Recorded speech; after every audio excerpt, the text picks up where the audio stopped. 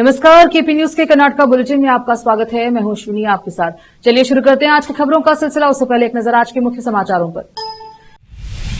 जगतगुरु रेणुकाचार्य जयंती 12 को सभी को शामिल होने का आग्रह डॉक्टर शैलेंद्र बिलदाड़े ने किया। बीदर विश्वविद्यालय के विकास के लिए सभी को मिलकर काम करना होगा, प्रोफेसर बीएस बिरादर ने कहा। महिलाएं ही चलाएंगी शो, डीके शिव कुमार ने महिलाओं से विधानसभा और लोकसभा चुनाव के लिए तैयार रहने का आह्वान किया। भाजपा ने कर्नाटक सरकार पर SC/ST कल्याण कोष का दुरुपयोग करने का आरोप लगाया। कर्नाटक के मुख्यमंत्री ने हम्पी बलात्कार की घटना की निंदा की, सभी को सुरक्षा का आश्वासन दिया।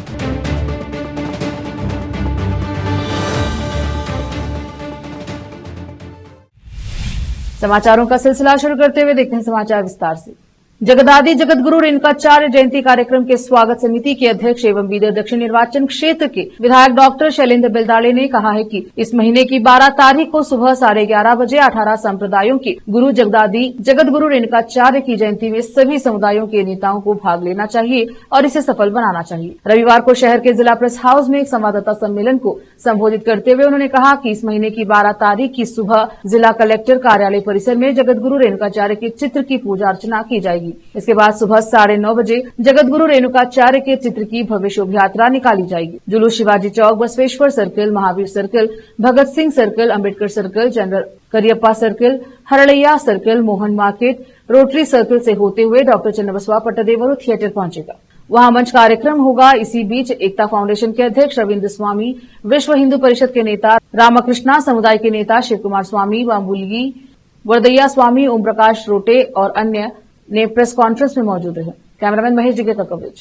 जगद्गुरु रेणुकाचार्य देवरನ್ನ ಮನದಲ್ಲಿ ನೆನೆಯುತ್ತಾ ಬಸವಾದಿ ಶರಣರನ್ನ ಮನದಲ್ಲಿ ನೆನೆಯುತ್ತಾ ಇವತ್ತು ರೇಣುಕಾಚಾರ್ಯಜಿಯವರ ಜಯಂತಿ 12ನೇ ತಾರೀಖದಂದು ಅತಿ ವಿಜೃಂಭಣೆಯಿಂದ ಆಚರಣೆ ಮಾಡಬೇಕಂತ ಎಲ್ಲ ಸಮಿತಿಯ ಸಮಾಜದ ಮುಖಂಡರು ನನ್ನನ್ನು ಅಧ್ಯಕ್ಷ ಮಾಡಿದ್ದು ಅವರ ಪೂರ್ವಜನ್ಮ ಪುಣ್ಯ ಅಂತ ನಾನು ಭಾವಿಸ್ತೀನಿ।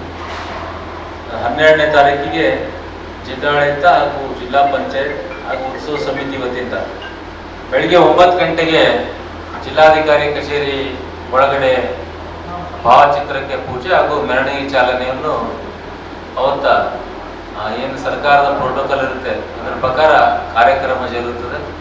9 ಗಂಟೆ ಮೆರವಣಿಗೆ ಸ್ಟಾರ್ಟ್ ಆಗಿ ಅಲ್ಲಿಂದ ಸೆಂಟೆಕ್ಸ್ ಆಫೀಸು, ಆಮೇಲೆ ಬಸವೇಶ್ವರ ವೃತ್ತ, ಆಮೇಲೆ ಅಂಬೇಡ್ಕರ್ ಅವರ ಸರ್ಕಲ್, ಕರಿಯಪ್ಪ ಸರ್ಕಲ್ ಮುಗಿಸಿ ನೆಹರು ಸ್ಟೇಡಿಯಂ ರೋಟರಿ ಸರ್ಕಲ್ನಿಂದ ರಂಗಮಂದಿರಿಗೆ 11:15ಗೆ ತಲುಪುತ್ತೆ। 11:15ಗೆ ಸಭೆ ಇರುತ್ತೆ, ಬಹಿರಂಗ ಸಭೆ। ಎಲ್ಲ ಸಮಾಜದ ಮುಖಂಡರು, ಮಠಾಧೀಶರು, ಎಲ್ಲ ರಾಜಕೀಯ ಮುತ್ಸದ್ದಿಗಳು, ಉಸ್ತುವಾರಿ ಸಚಿವರು, ಶಾಸಕರು, ಜಿಲ್ಲೆಯ ಎಲ್ಲರೂ ಕೂಡ ಅದರಲ್ಲಿ ಭಾಗವಹಿಸ್ತಾರೆ। ಉಸ್ತುವಾರಿ ಇದೇನು ಸಮಿತಿ ಇದೆ, ನಮ್ಮ ಸಿದ್ದರಾಮಯ್ಯ ಸ್ವಾಮಿರಾಗಲಿ, ರವಿ ಸ್ವಾಮಿರಾಗಲಿ, ನಮ್ಮ ಶಿವಸ್ವಾಮಿ ಜನರಲ್ ಸೆಕ್ರೆಟರಿ ಇದ್ದಾರೆ, ವರದಯ ಸ್ವಾಮಿಯವರು, ನಮ್ಮ ಮಂಡ್ಯವರು ಶಿವಕುಮಾರ್ ಸ್ವಾಮಿಯವರು, ನಮ್ಮ ರಾಮಕೃಷ್ಣ ನಾಳೆ ವಿಶ್ವ ಪರಿಷತ್ನ ಅಧ್ಯಕ್ಷರು, ಮತ್ತು ಪಾಟೀಲರು, ಹಿಂಗೆ ಸಹಸ್ರಾರು ಎಲ್ಲ ಸಮಾಜದ ಮುಖಂಡರಿಗೆ ಈ ಸಮಿತಿಯಲ್ಲಿ ಸ್ಥಾನವನ್ನು ನಾವೆಲ್ಲರೂ ಕೊಟ್ಟಿದ್ದೀವಿ। ಯಾವುದೇ ಒಂದು ಮಹಾಪುರುಷರ ಜಯಂತಿ ಆಚರಣೆ ಮಾಡಬೇಕಿತ್ತಂದ್ರೆ ಎಲ್ಲ ಸಮಾಜದವರು ಸೇರಿ ಮಾಡಿದ್ರೆ ಅದಕ್ಕೊಂದು ಮೆರೆ ಬರುತ್ತದೆ। ಅದು ಪ್ರತಿಯೊಂದು ಮುಖ್ಯ ಗುರುಗಳ ಮತ್ತು ಶರಣರ ಮತ್ತು ಸಾಮಾಜಿಕ ಕ್ರಾಂತಿ ಮಾಡುವಂಥ ಜಯಂತಿಗಳು ಎಲ್ಲ ಸಮಾಜದವರು ಆಚರಣೆ ಮಾಡಿ ಎಲ್ಲ ಸಂಘ ಸಂಸ್ಥೆ ಎಲ್ಲರೂ ಸೇರಿ ಬಂದರೆ ಅದಕ್ಕೊಂದು ದೊಡ್ಡ ಒಂದು ಮೆರುಗು ಬರ್ತಂತ ನಮ್ಮೆಲ್ಲರ ಭಾವನೆ। ನಾನಿಷ್ಟೇ ವಿನಂತಿ ಮಾಡ್ತೀನಿ, ಎಲ್ಲ ಬೀದರ್ ಜಿಲ್ಲೆ ಹಾಗೂ ಬೀದರ್ ನಗರ ಎಲ್ಲ ಜನರಲ್ಲಿ, ಮಹಾಜನತೆಯಲ್ಲಿ, ಯುವಕರಲ್ಲಿ, ಯುವತಿಯರಲ್ಲಿ ಹಾಗೂ ಸಂಘ ಸಂಸ್ಥೆಯ ಪ್ರಮುಖ ಪದಾಧಿಕಾರಿಗಳೆಲ್ಲ, ಪಕ್ಷದ ಮುಖಂಡರಲ್ಲಿ, ಎಲ್ಲ ಸಮಾಜದ ಮುಖಂಡರಲ್ಲಿ, ಎಲ್ಲ ಮಠಾಧೀಶರಲ್ಲಿ ಆ ಒಂದು ಕಾರ್ಯಕ್ರಮದಲ್ಲಿ ಬಂದು ಆ ಒಂದು ಜಯಂತಿಯನ್ನು ಯಶಸ್ವಿ ಮಾಡಬೇಕು। ಯಾಕಂದರೆ ಇದ್ರ ಹಿನ್ನೆಲೆ ಹೇಳ್ತೀನಿ, ಸುಮಾರು ನಮ್ಮ ಸರ್ಕಾರ ಇದ್ದಾಗ ಸಾಮಾನ್ಯ ಬೊಮ್ಮೆಯವರು ಮುಖ್ಯಮಂತ್ರಿ ಇದ್ದರು, ಇದರ ಸಚಿವರು ಸುನೀಲ್ ಕುಮಾರ್ ಕನ್ನಡ ಸಂಸ್ಕೃತಿ ಸಚಿವರು, ಇಂಧನ ಕನ್ನಡ ಅವಾಗ ಸರ್ಕಾರ ವತಿಯಿಂದ ಮೊದಲನೇ ಬಾರಿಗೆ ಆಚರಣೆ ಸರ್ಕಾರದಿಂದ ಶುರುವಾಯಿತು। ಇದು ಮೂರನೇ ಜಯಂತಿ ಸರ್ಕಾರ ವತಿಯಿಂದ ಆಚರಣೆ ಆಗ್ತಾ ಇದೆ। ಎಲ್ಲರೂ ಯಾವುದೇ ಒಂದು ಶರಣರ ಮತ್ತು ಮಹಾನ್ ಪುರುಷರ ಜಯಂತಿ ಎಲ್ಲ ಕಡೆ, ಯಾಕಂದ್ರೆ ಅವ್ರ ಆದರ್ಶ ನಾವು ಪಾಲನೆ ಮಾಡ್ಕೋಬೇಕು, ಅವ್ರ ಆದರ್ಶಗಳನ್ನ ನಮ್ಮ ಜೀವನದಲ್ಲಿ ಅಳಿಸ್ಕೊಡ್ಬೇಕಂತ ಈ ತರ ಎಲ್ಲ ಜಯಂತಿಗಳು ನಾವೆಲ್ಲರೂ ಆಚರಣೆ ಮಾಡ್ತೀವಿ.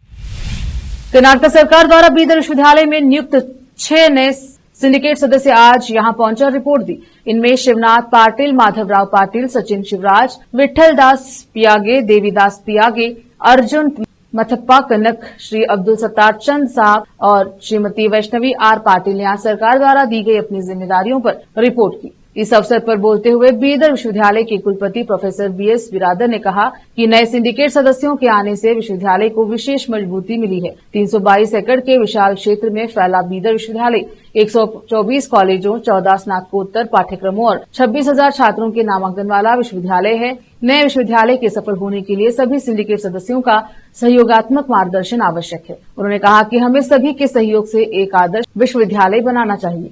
नया विश्वविद्यालय क्षेत्र के लिए वरदान है। उन्होंने कहा, आइए हम इस क्षेत्र के विद्यार्थियों की आकांक्षाओं को पूरा करने में हाथ मिलाएं और विश्वविद्यालय के विकास के लिए मिलकर काम करें। विशेष संवाददाता की रिपोर्ट। रोकते हैं समाचारों का सिलसिला, लेते हैं छोटा सा ब्रेक।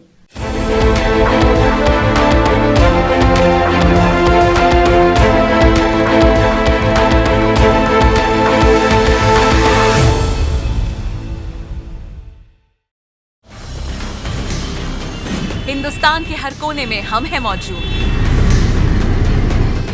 24 घंटे हालात पर गहरी नजर, खबरों से जुड़े चुपते सवालात और आपको दिखाता है धार्मिक, सामाजिक, राजनीतिक, लोकल और इंटरनेशनल न्यूज की सबसे बेहतर कवरेज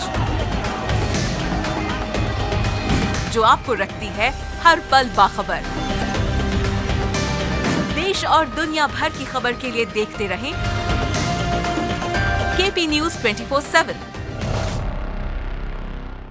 नूर एजुकेशन ट्रस्ट बीदर की ओर से चलाए जाने वाला Noor M Ed and B Ed college Bidar, recognised by NCTE Delhi and affiliated to Bidar University, Bidar. Admission are open for the academic year 2023-24. विशेषज्ञ और सक्षम शिक्षकों द्वारा शिक्षा प्राप्त करने के लिए नूर एमएड एंड बीएड कॉलेज में दाखिला लें और शांत वातावरण में शिक्षा प्राप्त करें। बीदर शहर में बेहतर शिक्षा का एकमात्र केंद्र Noor M Ed and B Ed college, Shahpur gate, Bidar. Phone numbers 9945283920, 8482221297। Break के बाद स्वागत है आपका, देखते हैं समाचार। कर्नाटक के उप मुख्यमंत्री डीके शिव कुमार ने महिला आरक्षण विधेयक के प्रभाव पर जोर देते हुए महिलाओं से आगामी विधानसभा और लोकसभा चुनाव के लिए तैयार रहने का आग्रह किया है। वह अंतर्राष्ट्रीय महिला दिवस पर आयोजित एक कार्यक्रम में बोल रहे थे। उन्होंने कहा, महिला आरक्षण विधेयक 2028 में प्रभावी होने की उम्मीद है। चुनाव लड़ने के लिए तैयार रहे। लोकतांत्रिक व्यवस्था में आपको कोई नहीं रोक सकता। शासन में महिलाओं की बढ़ती भूमिका पर प्रकाश डालते हुए उन्होंने कहा कि पंचायत स्तर से लेकर संसद तक सत्ता महिलाओं के हाथ में है। उन्होंने कहा, पंचायतों में महिलाओं के लिए पहले से ही 50% आरक्षण है, लेकिन कई पुरुष अभी भी परिवार की महिला सदस्यों के माध्यम से निर्णय लेने को नियंत्रित करते हैं। तब बदलेगा जब महिलाएं अपने दम पर नेतृत्व करने में पूरी तरह सक्षम हो जाएंगी। उन्होंने कहा कि केंद्र की पिछली यूपीए सरकार ने महिला आरक्षण विधेयक पारित करने का प्रयास किया था, लेकिन कुछ कारणों से ऐसा नहीं हो सका। उन्होंने कहा, सोनिया गांधी और मनमोहन सिंह के नेतृत्व वाली कांग्रेस सरकार महिला आरक्षण विधेयक लाने की योजना बना रही थी, लेकिन कुछ कारणों से ऐसा नहीं हो सका। विधेयक पारित हो चुका है और यह आगामी विधानसभा और लोकसभा चुनाव में लागू होगा। हमें नहीं पता कि इस नए आरक्षण के कारण किसे अपनी सीटें गंवानी पड़ेंगी। उन्होंने कहा कि महिलाएं अपने परिवार और समाज में महत्वपूर्ण भूमिका निभाती हैं। विधान परिषद में विपक्ष के नेता चलवडी नारायण स्वामी ने कहा कि वे मुख्यमंत्री सिद्धरामैया के खिलाफ अनुसूचित जाति उपयोजना और जनजातीय उपयोजना से 13,443 करोड़ रुपए की राशि गारंटी के लिए हटाने के खिलाफ विरोध प्रदर्शन करेंगे। दलित संगठनों के प्रतिनिधियों के साथ बैठक के बाद मीडिया से बात करते हुए भाजपा नेता ने कहा कि संगठन 10 टीमें बना रहे हैं जो जागरूकता पैदा करने के लिए राज्य भर में जाएंगी। उन्होंने कहा कि राज्य सरकार को संदेश देने के लिए बेंगलुरु में लगभग 5 लाख लोगों की एक विशाल रैली आयोजित की जाएगी तथा धन को अन्यत्र भेजने के सरकार के कदम पर अदालत में सवाल उठाए जाएंगे। उन्होंने कहा कि भाजपा सरकार के फैसले के खिलाफ लड़ाई जारी रखेगी और दलित संगठनों के इसमें शामिल होने के अभियान को और बल मिला है। कर्नाटक के मुख्यमंत्री सिद्धरामैया ने शनिवार को कोप्पल जिले में एक विदेशी नागरिक सहित 2 महिलाओं के साथ बलात्कार की निंदा की और आश्वासन दिया कि उनकी सरकार राज्य में आने वाले पर्यटकों सहित सभी को सुरक्षा प्रदान करने के लिए प्रतिबद्ध है। उन्होंने कहा कि ऐसी घटनाएं दोबारा न हो, यह सुनिश्चित करने के लिए सभी आवश्यक कदम उठाए जाएंगे। सोशल मीडिया प्लेटफॉर्म एक्स पर उन्होंने कोप्पल जिले के सनापुर में इजरायली नागरिक और होमस्टे मालिक पर हमले और बलात्कार को सबसे जघन्य कृत्य करार दिया। उन्होंने कहा, जैसे ही घटना की सूचना मिली, मैंने संबंधित पुलिस से जानकारी प्राप्त की, गहन जांच की और उन्हें अपराधियों की शीघ्र पहचान करने के निर्देश दिए। रोकते हैं समाचारों का सिलसिला, लेते हैं छोटा सा break. Noor education trust Bidar की ओर से चलाए जाने वाला Noor M Ed and B Ed college Bidar, recognised by NCTE Delhi and affiliated to Bidar University, Bidar. Admission are open for the academic year 2023-24. विशेषज्ञ और सक्षम शिक्षकों द्वारा शिक्षा प्राप्त करने के लिए नूर एमएड एंड बीएड कॉलेज में दाखिला लें और शांत वातावरण में शिक्षा प्राप्त करें। बीदर शहर में बेहतर शिक्षा का एकमात्र केंद्र Noor M Ed and B Ed college, Shahpur gate, Bidar. Phone numbers 9945283920, 8482221297। Break के बाद स्वागत है आपका, देखते हैं समाचार। चित्रदुर्गा शहर के बाहरी इलाके में तमातकल रोड ओवरपास के पास पुणे बेंगलुरु राष्ट्रीय राजमार्ग 48 पर एक कार दुर्घटना में 5 लोगों की मौत हो गई। बेलगावी से बेंगलुरु जाते समय एनएच पर इनोवा कार एक खड़े ट्रक से पिछले हिस्से में टकरा गई, जिसमें 5 लोगों की मौत हो गई और एक घायल हो गया।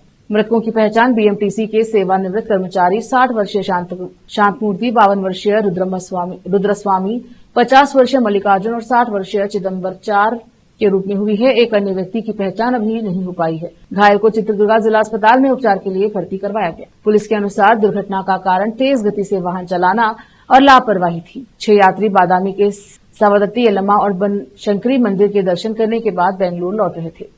एसपी रंजित कुमार भंडारू, अतिरिक्त एसपी एसडी कुमार स्वामी, डीएसपी दिनाकर और अन्य ने घटनास्थल का दौरा किया और सुनिश्चित किया कि यातायात सामान्य हो जाए। चित्रदुर्गा ग्रामीण पुलिस ने शिकायत दर्ज कर ली और घटना की जांच कर रही है।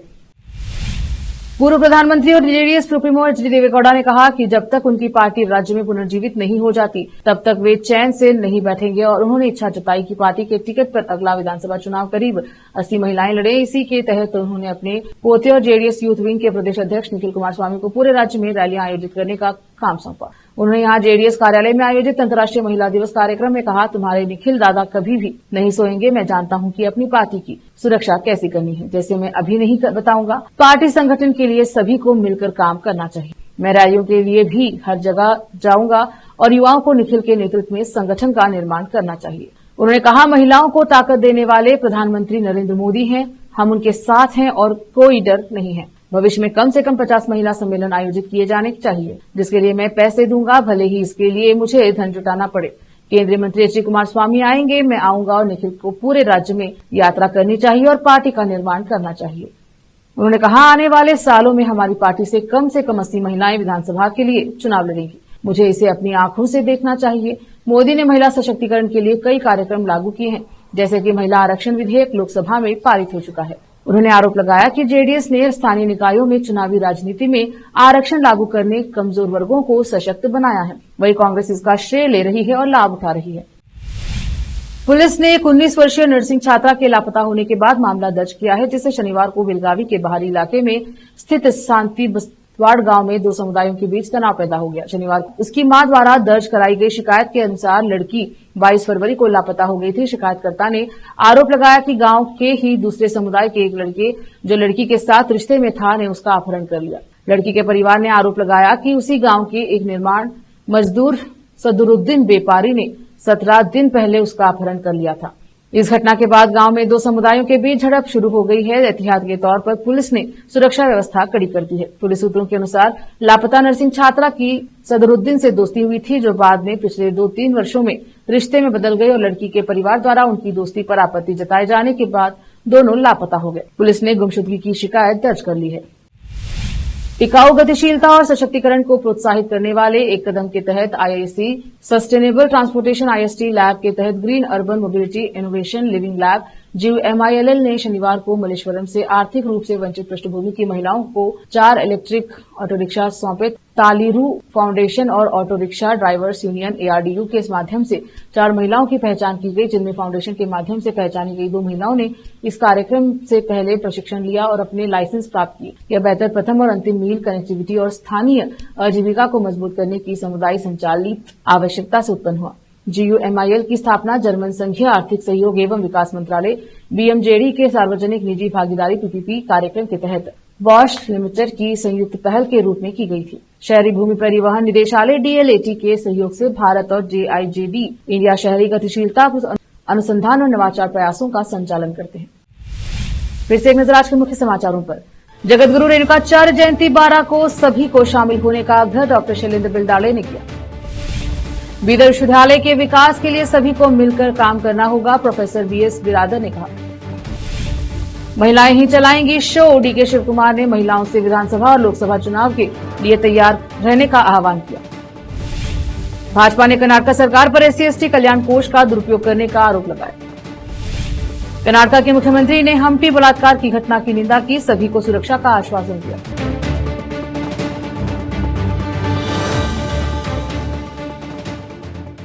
KP न्यूज के कर्नाटक बुलेटिन में अब तक के लिए इतना ही। देखते रहिए KP न्यूज 24/7। अधिक जानकारी के लिए KP न्यूज 24/7 को लाइक, शेयर एंड सब्सक्राइब जरूर करें। धन्यवाद। देश प्रदेश और स्थानीय समाचारों के लिए KP न्यूज 24/7 को लाइक, शेयर एंड सब्सक्राइब जरूर करें।